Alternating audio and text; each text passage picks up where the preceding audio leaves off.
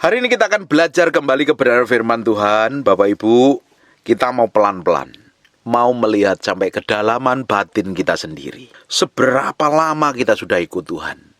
Seberapa lama kita sudah sering ikut ibadah, ikut kebaktian ABCDFG?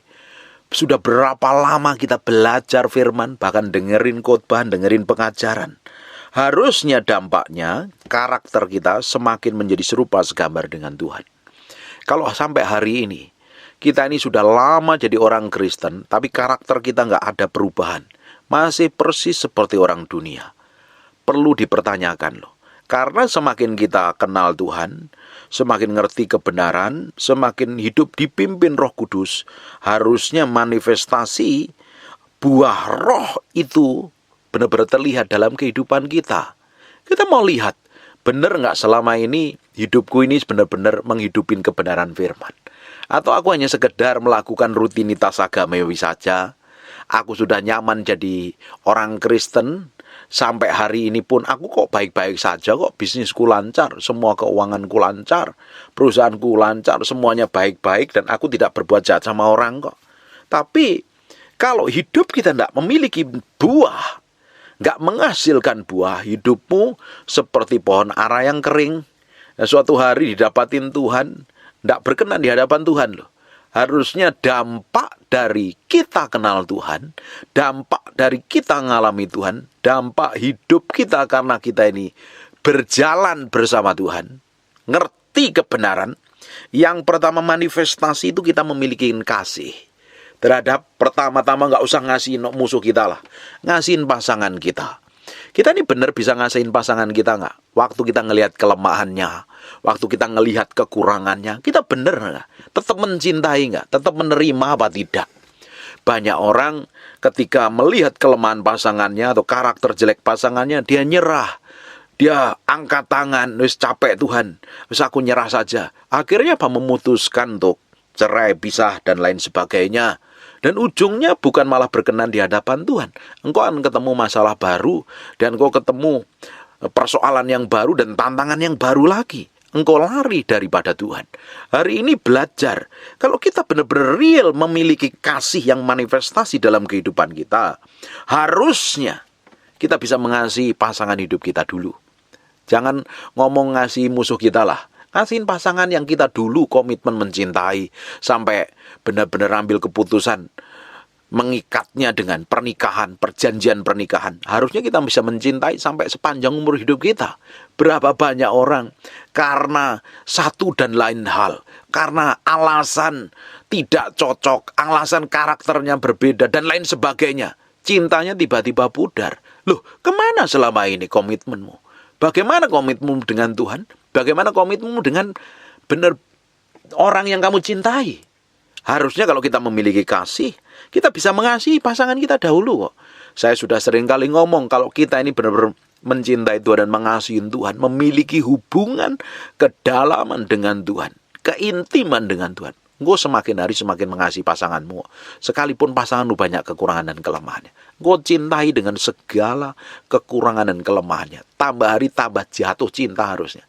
Tapi kalau tambah hari hidupmu tambah bejat, kelakuanmu tambah buruk, engkau lebih mikirin perempuan lain atau laki lain dibanding pasangan hidupmu, berarti ada yang salah. Kasihmu itu masih kasih yang menipu, kasih yang bohong.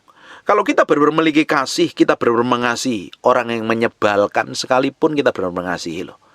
Apalagi orang yang nyakitin, orang yang ngelukain, kita bisa melepaskan kasih. Tidak mungkin kalau kita ini mencintai Tuhan, tapi di sisi lain kita masih membenci.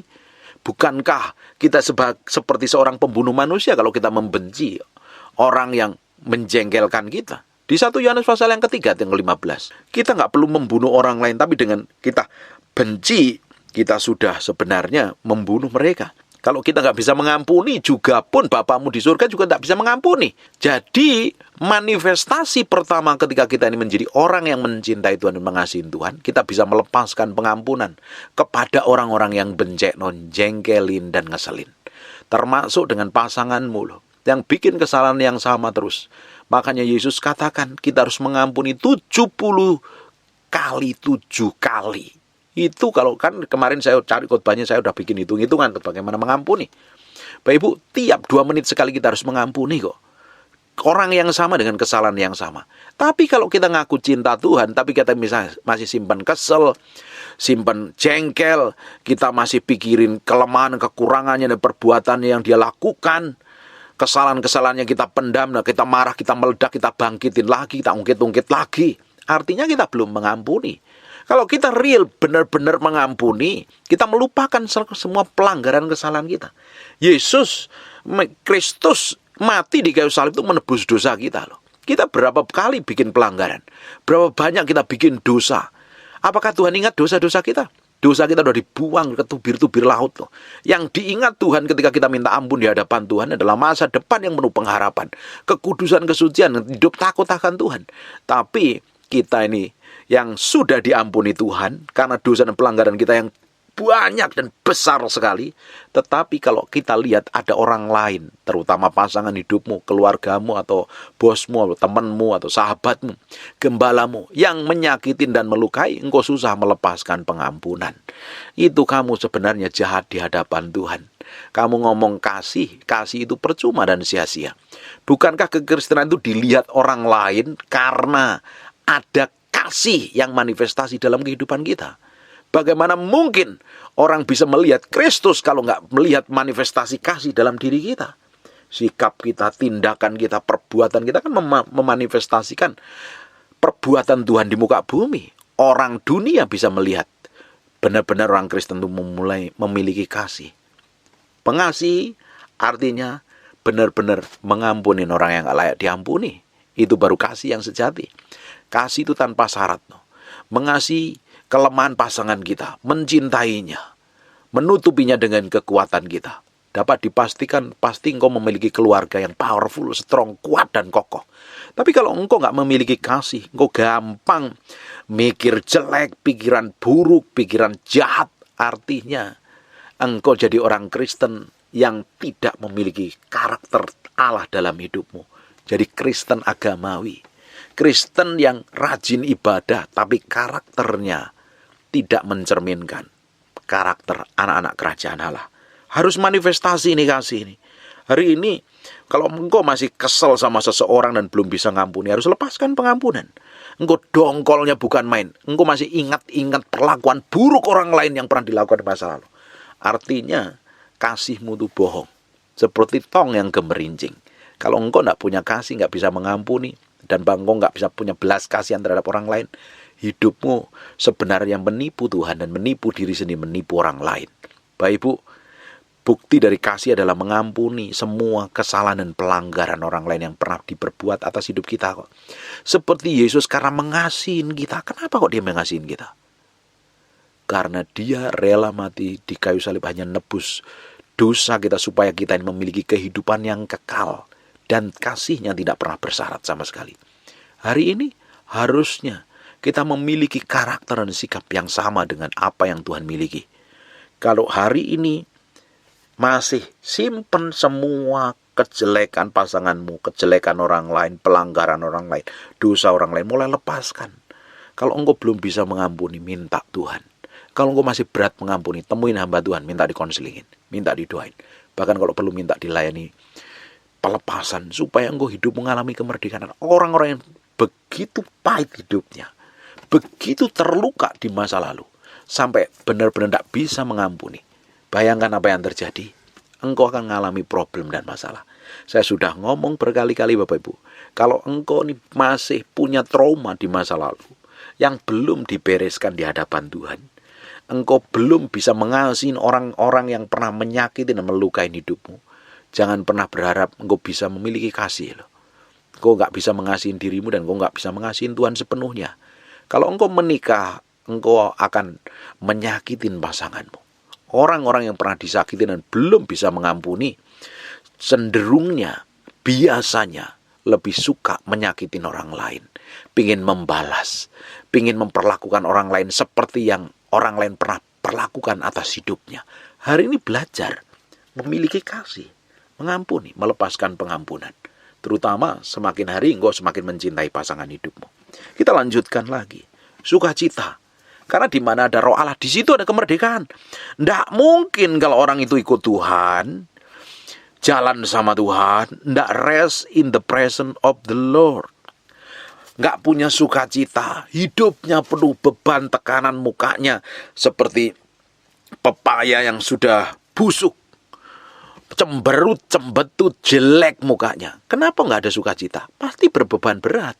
Pasti hidupnya ngalami tekanan yang hebat, sehingga tidak bisa sukacita. Kemarin kita udah pelajarin, kalau ingin hidup kita ini damai, sejahtera, bebas dari letih lesu dan berbeban berat, serahkan, datang kepada Yesus.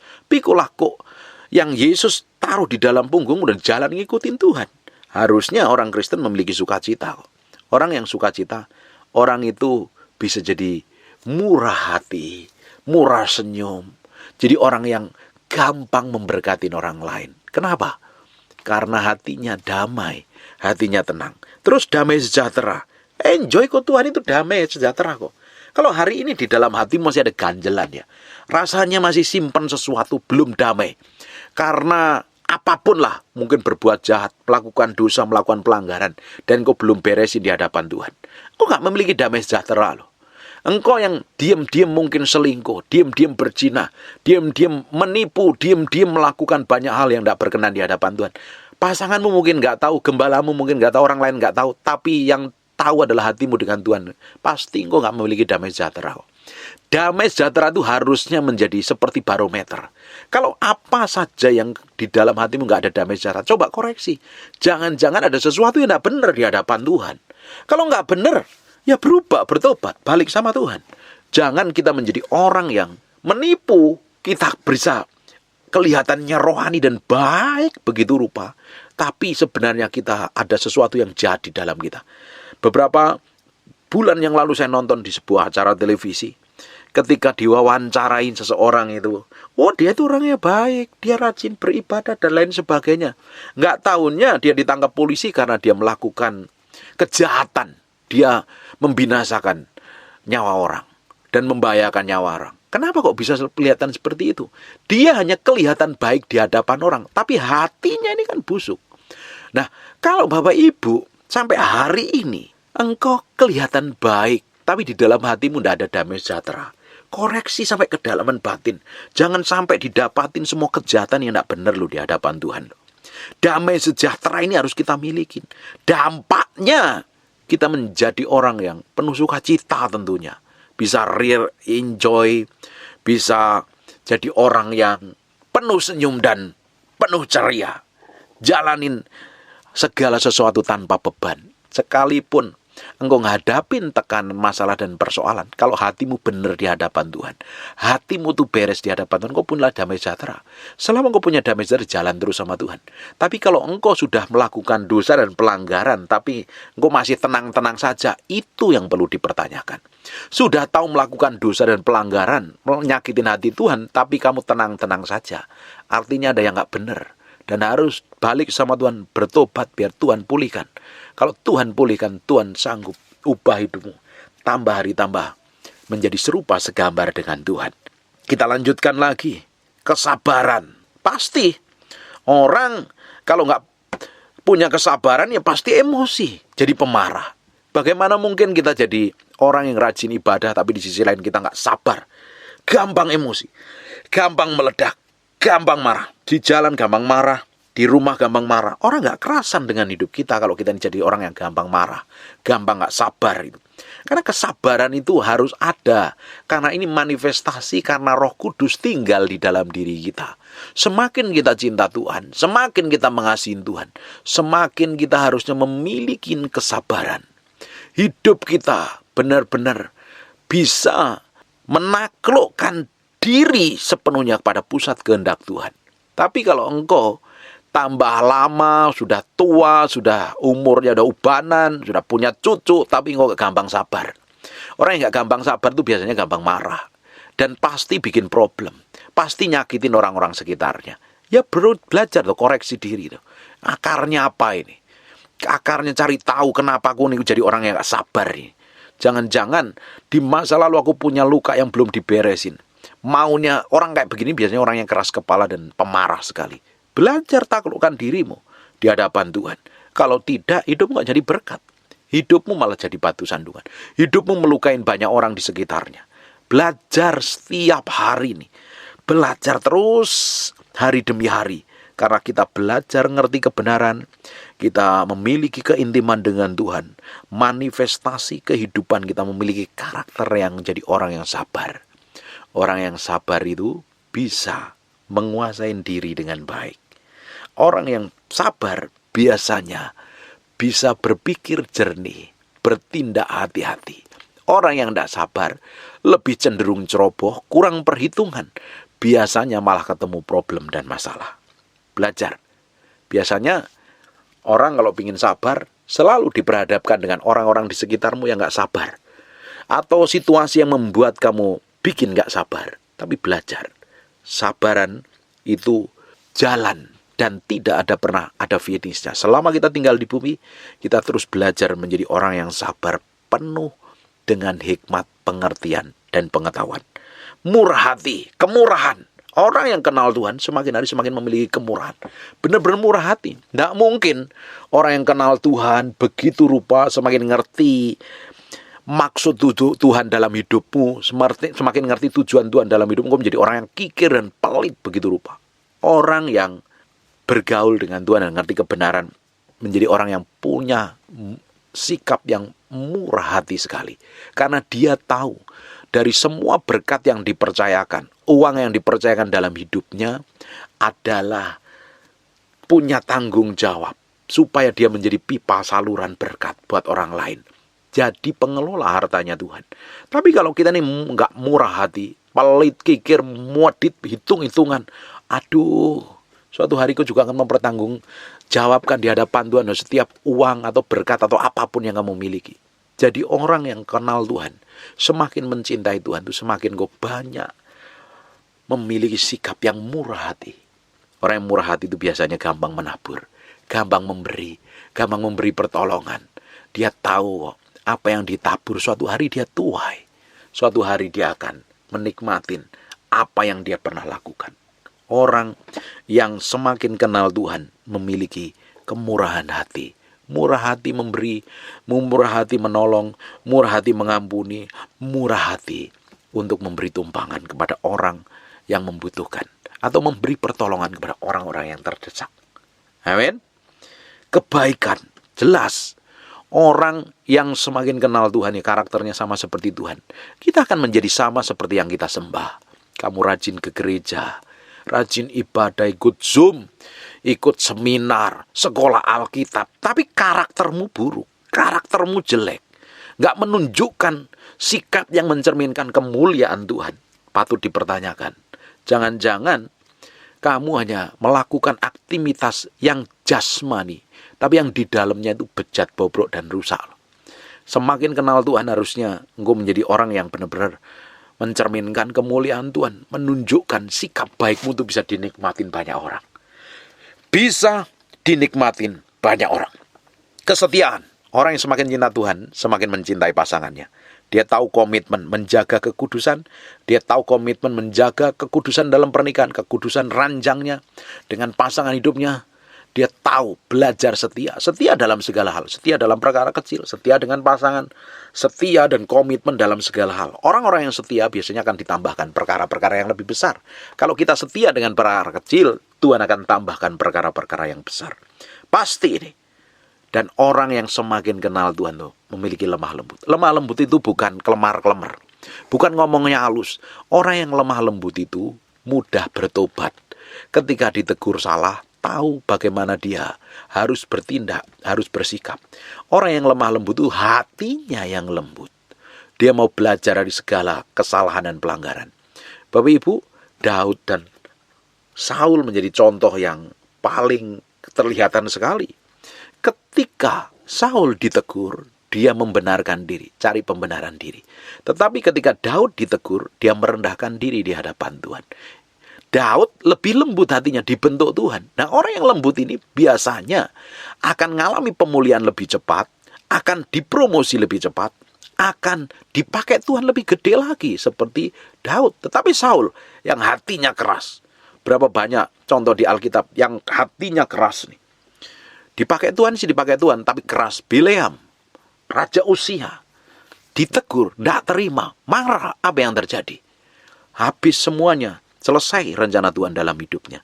Kalau kita ini mau memiliki sikap yang lemah lembut, kita harus belajar, mau belajar berubah dari semua pelanggaran dan kesalahan yang kita perbuat. Lemah lembut, bukan kita ngomongnya pelan, ngomongnya tertata rapi, tapi sikap hatimu ini loh, yang mau dibentuk, yang mau diproses, nggak mau ngeyel, nggak bantah, nggak cari pembenaran diri. Kalau salah, diakuin salah dan ambil keputusan untuk berubah. Itu namanya lemah lembut. Kalau kita memiliki sikap seperti ini, promosi dan peninggian akan datang dalam hidupmu. Amin. Dan penguasaan diri. Ini harus.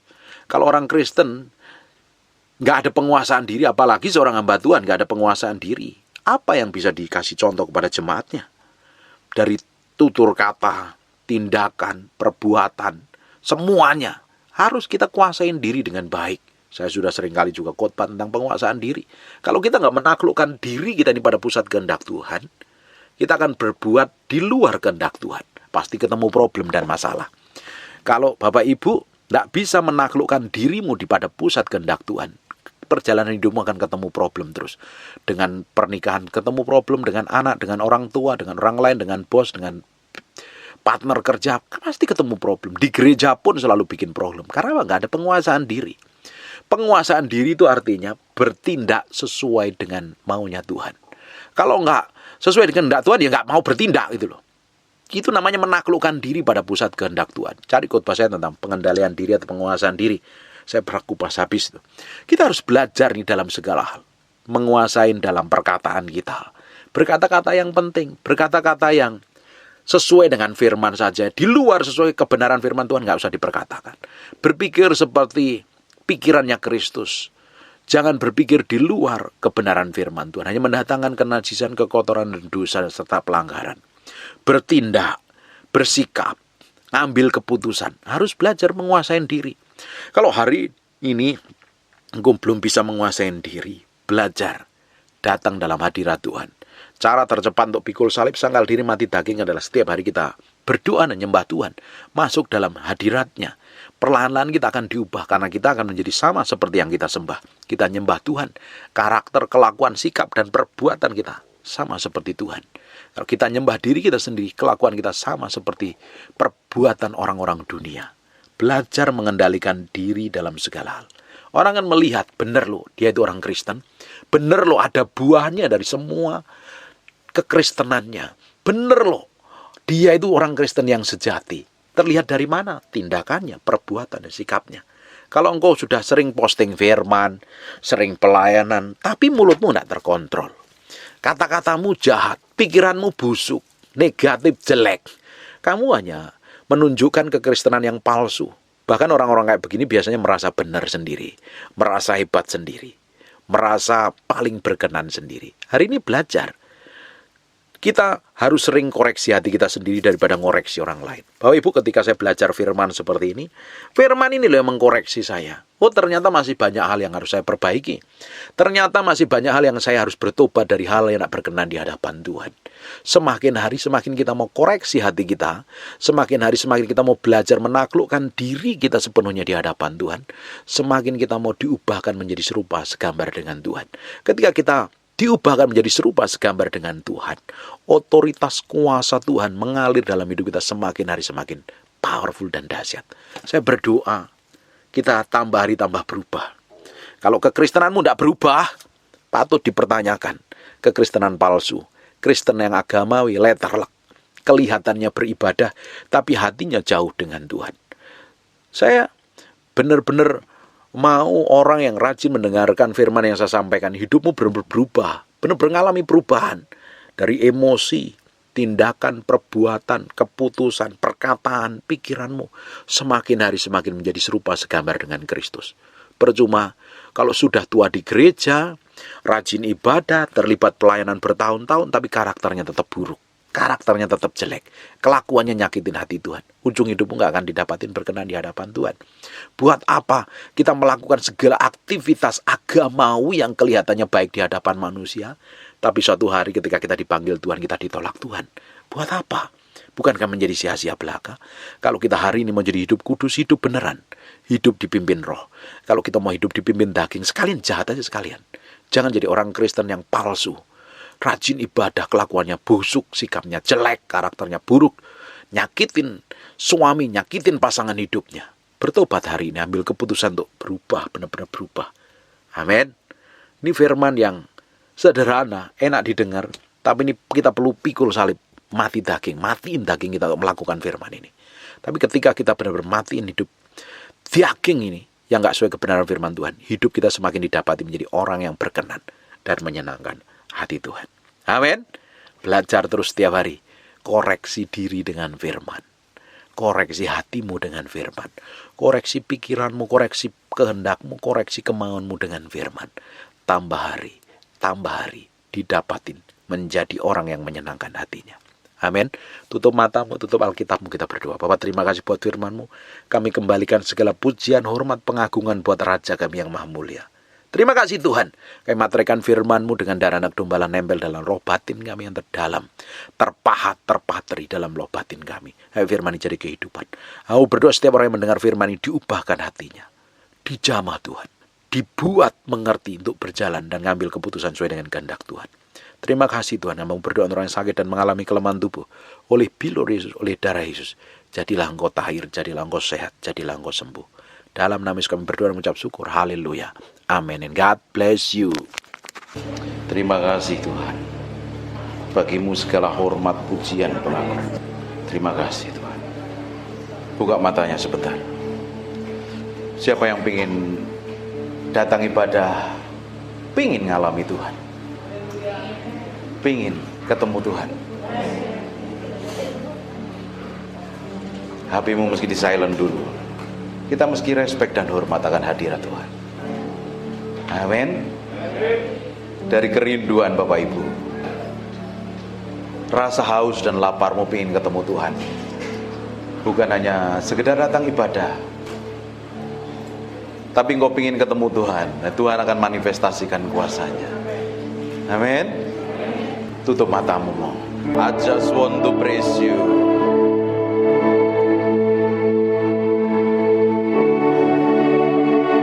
Aku berdoa ada urapan Tuhan sedang turun dalam ruangan ini.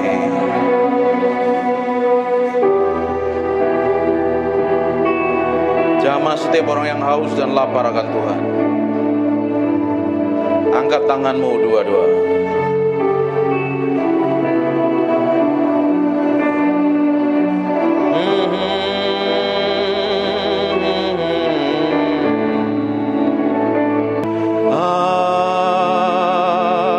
Just want to praise you, lift my hands and say I love you. You are everything to me, and I exalt your holy name.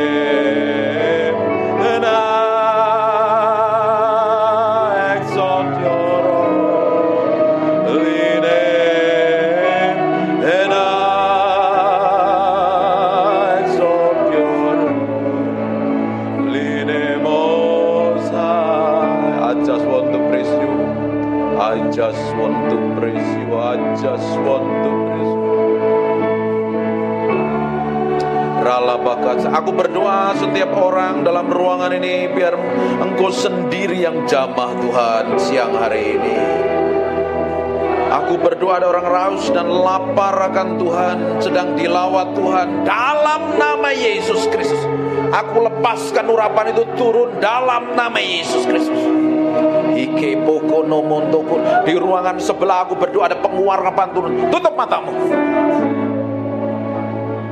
Ada kuasa Allah sedang mengalir dalam ruangan sebelah dalam nama Yesus Kristus. Repoko sendo nomoto kurubo tapapa nementere btbbg nemepiana mata. Inna mata karala basyente begede moto. Inomoto kuruno moto. Nikmatin Tuhan. Aku berdoa ada gelombang yang kuat mengalir dalam ruangan ini. Gelombang itu turun mengalir menjamah setiap orang yang ada dalam ruangan ini. Aku berdoa sekarang juga urapan itu turun. In Jesus name.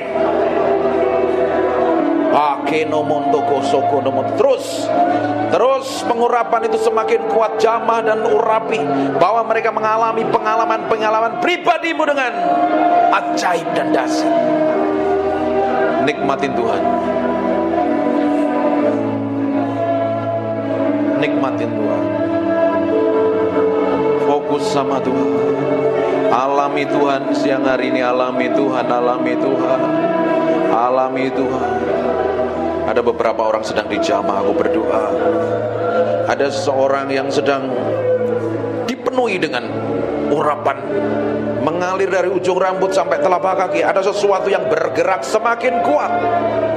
Aku berdoa pengurapan itu semakin meluap. Penuhi mereka dalam ruangan ini dengan hadirat-Mu.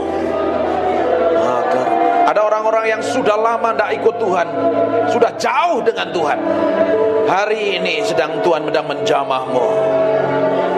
Maka rabase kene mende bikene mende imende bikene mende pipi namata. Sembah Dia. Mulai sembah Dia. Semakin kuat. Makirobotokon. Seperti gelombang mengalir dalam ruangan ini, memenuhi orang-orang yang haus dan lapar akan hadirat-Mu.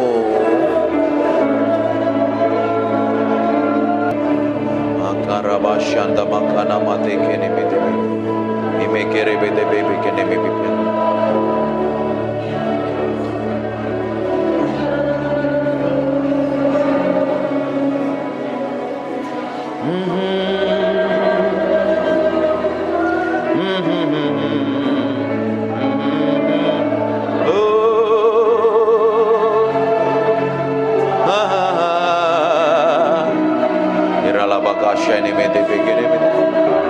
Ini bagian-Mu Tuhan, Engkau sedang menjamah umat-Mu. Buat sesuatu yang spesial pagi hari ini.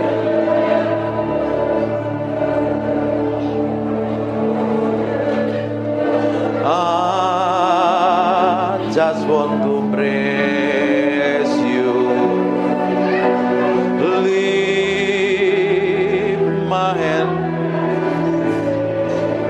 I love You. You are everything to me, and I exalt Your holy name, and I exalt Your holy name, and I exalt Your holy name, Most High. Terima kasih Tuhan. Biar pengurapan-Mu tetap hadir dalam ruangan ini. Kami hormati Engkau, kami hargai Engkau. Engkau yang layak dipuji dan disanjung. Biar pengurapan-Mu, roh hikmat, wahyu dan pengertian tetap tinggal di antara kami. Dalam nama Yesus. Haleluya. Amin. Silakan duduk kembali. Breathe upon me. Come breathe upon me. Breath of God. Matiin handphone. Breathe upon me. Spirit of the Lord. As I lift my hand in surrender to Your name, Most High, I'm yielding to Your Spirit, walking in Your love. Jesus, I adore. Jesus, I adore. Ada anak kecil bisa di kamar sebelah, ruangan sebelah. Jesus, Jesus, I adore your holy name.